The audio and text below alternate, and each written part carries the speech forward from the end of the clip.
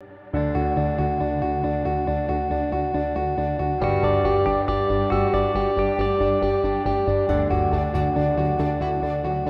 buenas noches, señor viceministro de la Presidencia, Salvador Sánchez, doctora Maritza Lazo, historiadora, y hay que hacer el apuntamiento especial que, si bien es cierto, labora en la universidad en Colombia, también es básicamente y fundamentalmente muy panameña.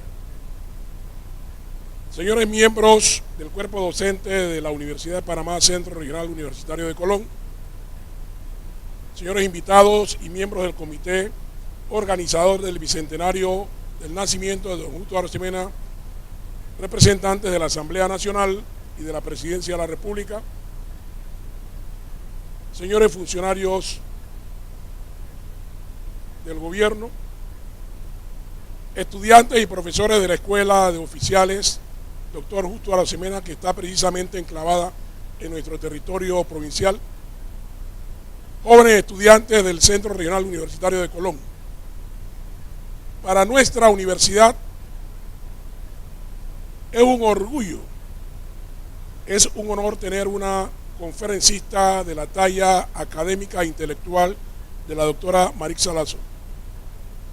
Y para nosotros los colonenses, también en la tarde de hoy, es una gran responsabilidad que hemos sabido responder, y valga la redundancia, en el sentido de que, como comentábamos hace unos instantes, un viernes a las 6 de la tarde, en una época de verano en donde no hay unas clases tan formales, haya un auditorio que haya correspondido a la invitación eminentemente académica.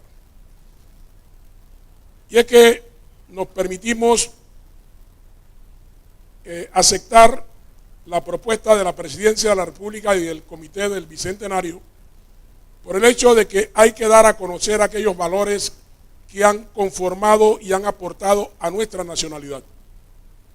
Y el doctor Justo Arosemena ha sido efectivamente uno de esos pilares. Por eso se le ha endilgado el título de Padre de la Nacionalidad Panameña. No voy a adelantarme porque es la doctora a la que le corresponde la parte central de esta presentación, y queremos dar la bienvenida a tan ilustre conferencista y dar la bienvenida y el agradecimiento a quienes hoy han correspondido a ese llamado.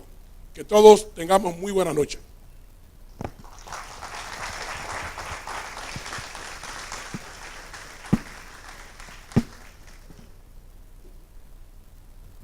El hombre sin principios es vacilante en todas sus ideas.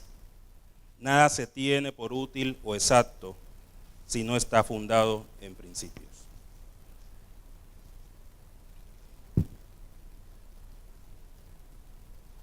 Como lo dijo el director, historiadora panameña, trabaja en el Departamento de Historia de la Universidad Nacional de Colombia. Sus investigaciones se han enfocado en la historia de las relaciones raciales, situándolas dentro de la historia atlántica y global. Uno de los intereses es atender el lugar que ha tenido o que tuvo Colombia, Panamá y América Latina en la historia global. Antes de vincularse a la Universidad Nacional, fue profesora asociada con permanencia en Case University, autora del libro Mitos de la Armonía en Español, Raza y Republicanismo durante la Revolución Colombiana, 1795-1831, publicado en el 2007 y traducido al español en el 2013. También ha escrito para varias revistas, entre ellas Historical Review. Actualmente mantiene la escritura de un libro titulado The Lost Town of the Panama Canal, apoyado en contrato con Harvard University. Ha sido becada por el programa Fulbright. Durante el segundo semestre del 2016 fue Sheila Bidley Fellow en la Universidad de Harvard. Su trabajo ha sido publicado en español, en inglés y en portugués. Señores, para nosotros es un grato placer contar con la doctora Marisa Lazo, para quien pedimos un fuerte aplauso. Me da una enorme alegría estar en Colón, estar en el Centro Regional Universitario de Colón y ser parte de la Universidad Nacional de Panamá también, de donde me gradué hace ya bastantes añitos. Entonces, sin más, agradecer a los estudiantes, a los profesores, a los miembros del Comité Bicentenario, a todos los que han hecho posible que yo pueda venir y que pueda conversar con ustedes. Pues voy a empezar con una pregunta muy básica que no voy a contestar del todo, solo un poquito, y es ¿quién es Justo Arosemena? Y me disculparán los especialistas que nos acompañan, que saben mucho de él, pero hay mucha gente, y seguro que en el público hay gente que no sabe muy bien quién es Justo Arosemena. Además de ser un prócer, un padre de la patria, una avenida de la ciudad de Panamá. Pero ¿qué hizo para que el bicentenario de su nacimiento se celebre con tanta pompa? ¿Qué es lo que tiene este personaje histórico que pensadores de las más variadas tendencias políticas se hayan apasionado por él y hayan estudiado sus escritos en mucho detalle? Los datos más básicos de su biografía los conocemos. Justo Arosemena era el hijo de Mariano Arosemena, uno de los líderes del movimiento independentista panameño. Pertenecía a una familia de la élite tradicional del siglo XIX. Dicen sus biógrafos que aprendió inglés de niño como el cónsul de Inglaterra en Panamá. Como muchos panameños de esa época, viajó a Bogotá a estudiar, pero él tuvo una carrera política excepcional. No solamente fue representante de Panamá en el Congreso y Senado colombiano, también fue presidente de la Convención Constitucional de Río Negro en Colombia. O sea, un panameño era el presidente de toda la Convención colombiana, fue embajador de Colombia en Inglaterra, lo que en esa época era como ser embajador hoy en Washington, cargos todos muy importantes. Pero hay otra cosa más que esos cargos que hace que tanta gente se haya apasionado por el estudio de Justo Arosemena. Y se han ido construyendo varios Justo Arosemenas. Pareciera que cada intelectual, cada historiador tiene el suyo. Está el Justo Arosemena, que es el padre de la nacionalidad, que todos conocemos. Está el Justo Arosemena, que es el símbolo del antiimperialismo norteamericano. Está el Justo Arosemena, que es el gran constitucionalista o el gran republicano. Hoy les voy a hablar de algunas perspectivas de mi Justo, porque yo también tengo el mío. Y es el Justo Arosemena que les voy a hablar, es un gran innovador del pensamiento político latinoamericano. Justo Arosemena, yo creo, es un panameño universal. Es un pensador atrevido. Perteneció a una generación de políticos innovadores en un momento en que las repúblicas latinoamericanas se estaban inventando algo nuevo, la democracia, la república. Recordemos que en 1850 solo había repúblicas en el continente americano. En Europa y en el resto del mundo predominaban las monarquías. Y en ese momento en el que los pensadores latinoamericanos innovaban y teorizaban, Justo Arosemena pensó en grande y tuvo respuestas originales para muchas de las preocupaciones de sus contemporáneos. Estudia todas las constituciones de América Latina, teoriza sobre la nación, sobre el continente. No quiero, y me perdonan algunos, que se imaginen a este señor respetable que está acá, de los retratos. Los invito a pensar en un hombre más joven, un hombre lleno de curiosidad, un hombre de ideas atrevidas, que piensa en grande, como grande y entre los grandes. Un hombre que publica en Panamá, en Bogotá, en Francia, en Lima. Parece que donde iba publicaba algo. Y entre los muchos escritos innovadores se encuentra su libro El Estado Federal de Panamá, que publica en 1855 y es la ocasión que en parte estamos celebrando estas semanas, ¿no? No es la publicación del libro, sino de la creación del Estado Federal, pero voy a hablarles un poquito de ese libro en el que él explica por qué Panamá tiene derecho a ser autónomo. Es un libro chiquito, casi un panfleto, lo publica en Bogotá, en la imprenta Echeverría. Es un libro con una tipografía hermosa, a veces deberíamos volver a publicar así, pero en ese librito se esconde un escrito innovador revolucionario. El Estado Federal de Panamá, tal vez el trabajo más leído de Justo Rosemena y tal vez una de las defensas más radicales del federalismo decimonónico. Ese libro se publica en un momento clave. Colombia está entrando en uno de los momentos más innovadores de su historia política. Y yo los invito a imaginarse en la Colombia de ese momento, en 1855. Están en Bogotá, imagínense. Todo está cambiando. Cosas que parecían eternas, que siempre habían sido así, están cambiando en ese momento. 55, hace unos años nada más, se había abolido la esclavitud en Colombia. Una institución que había estado presente por más de 300 años ya no existía. Además, en la Constitución de 1853 se había declarado el sufragio universal masculino. En ese momento se estaba pensando también y declarando la separación entre la Iglesia y el Estado, la libertad de prensa.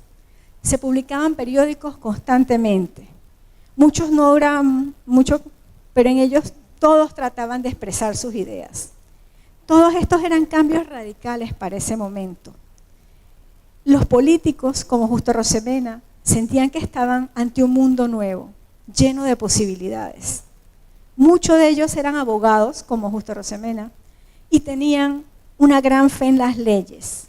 Creían que con las leyes adecuadas se podía cambiar la sociedad. Tal vez hoy eso nos parezca iluso, pero hay que recordar lo novedoso que era lo que estaban haciendo en ese momento, ¿no? Como dije antes, tener repúblicas, tener elecciones, era algo que se estaban inventando. Y una de las preguntas que se ponían los ciudadanos como Justo Rosemena era, ¿cómo debe organizarse una república? Y usamos hoy la palabra república así como si no significara nada. Pero en ese momento, hace unos años habían como 50 añitos se habían acabado con los reyes, pero todavía en el mundo entero, en Europa, estaban viendo lo que estaba pasando acá, lo que estaba pasando en Colombia. ¿Qué están haciendo esa gente? ¿Qué están hablando de democracia? ¿Qué es lo que está pasando? Y quiero que vuelvan a ese momento, ¿no?, de invención. Justo Rosemena tenía ideas muy claras al respecto. Y el Estado Federal se publica en un momento en que tiene que convencer a los otros congresistas de sus ideas. Y es que 1855 era un año clave para él y otros panameños que lo apoyaban, que querían obtener para Panamá un estatus especial, el estatus de Estado Federal. Pero ¿qué significaba esto para Justo Rosemena? Y este es el tema real, básico de mi charla. ¿Qué significaba ser un ismeño, un habitante del istmo en el siglo XIX? ¿Cuál era su concepción del lugar donde había nacido, el istmo, y de sus habitantes, y de su lugar en el mundo, y de su relación con el mundo? Hoy les voy a hablar de estas cosas. ¿Cómo veía alguien como Justo Rosemena se veía a sí mismo, veía a su tierra, veía a sus compatriotas? ¿Cómo veía ese espacio y esa población para quien estaba pidiendo un gobierno autónomo, aunque todavía no independiente? Porque, y esto es importante, y lo quiero resaltar, la imagen que tenemos de nosotros mismos a veces determina nuestra idea de lo posible. Empezaré por las características geográficas y demográficas de Panamá. El istmo, como muchas veces le decían. Panamá era el peor lugar del mundo del que uno podía ser, según las jerarquías raciales y geográficas de ese momento. Primero que todo, era un país caliente, tropical. Sigue siéndolo, pero gracias a Dios ya no tenemos que enfrentarnos a esos geógrafos del siglo XIX y del siglo XVIII, que dicen cosas horribles sobre eso. era un país en el que la mayoría de la población de los centros urbanos era afrodescendiente. ¿Qué significaba ser un país tropical en el siglo XIX? Para responder esa pregunta debemos remontarnos al siglo XVIII, cuando los científicos europeos comienzan a pensar y a estudiar la influencia del clima en los seres humanos y de la geografía. Y esos, como casi todos esos científicos eran franceses, Francia era el mejor lugar del mundo donde uno podía ser, ¿no? Si uno era francés, estaba en el clima perfecto. ¿Y qué significaba estar en el clima perfecto según esos geógrafos, esos científicos?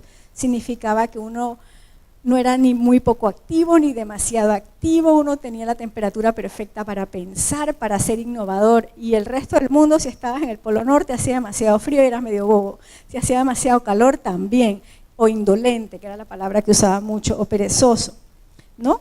Y eso es lo que leen las personas como Justo Arosemena, también sus padres, eso es lo que está en las publicaciones de la época, en las publicaciones científicas.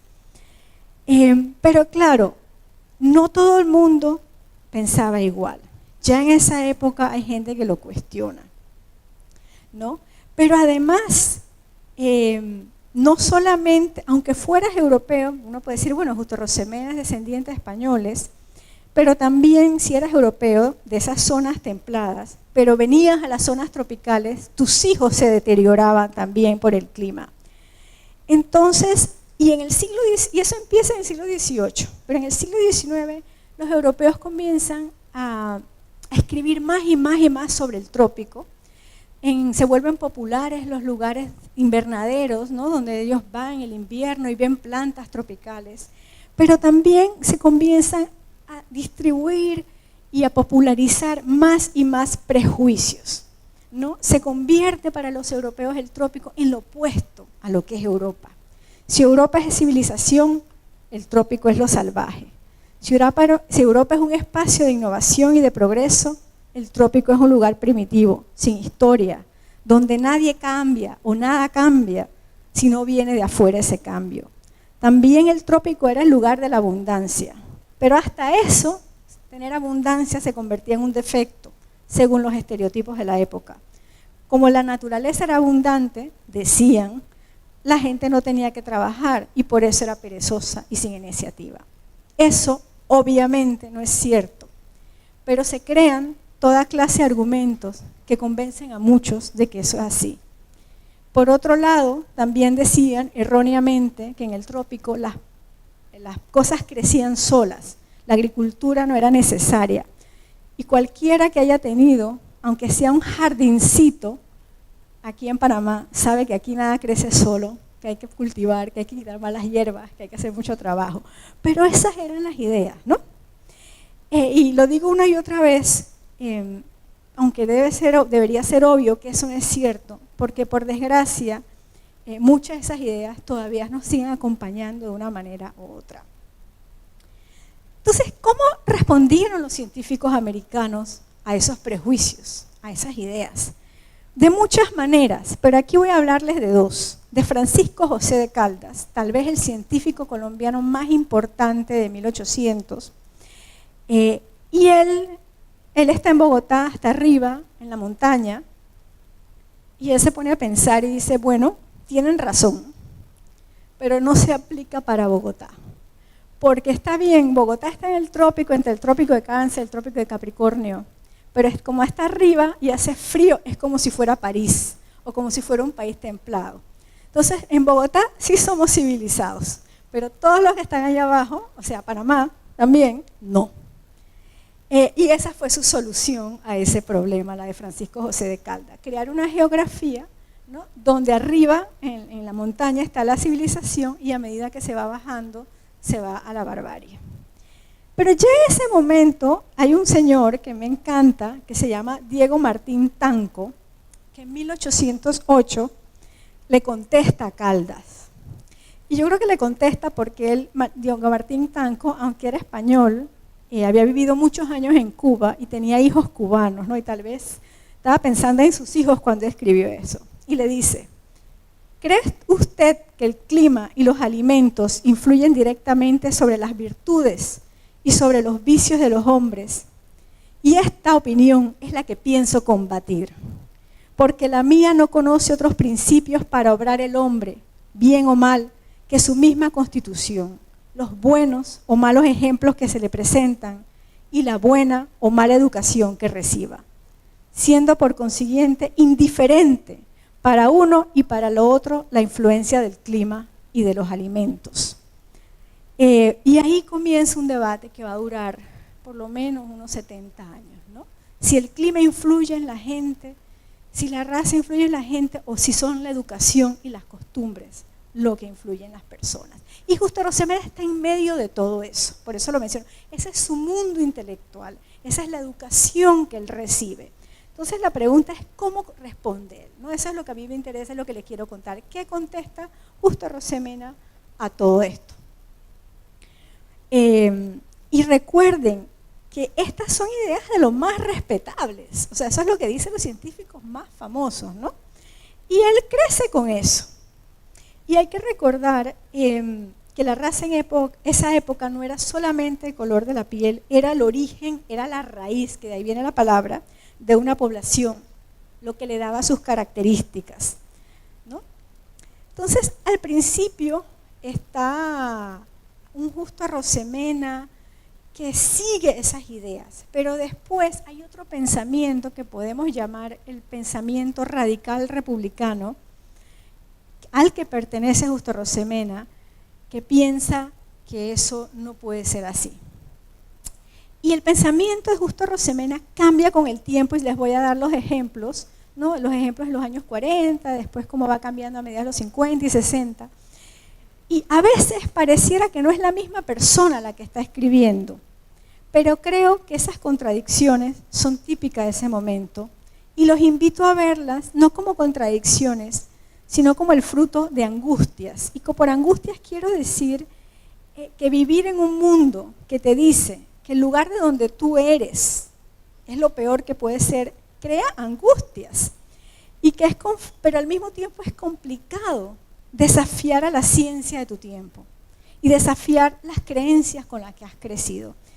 Y creo que en sus mejores momentos, Justo Arosemena llega a ser original y llega a retar esos prejuicios que él recibió.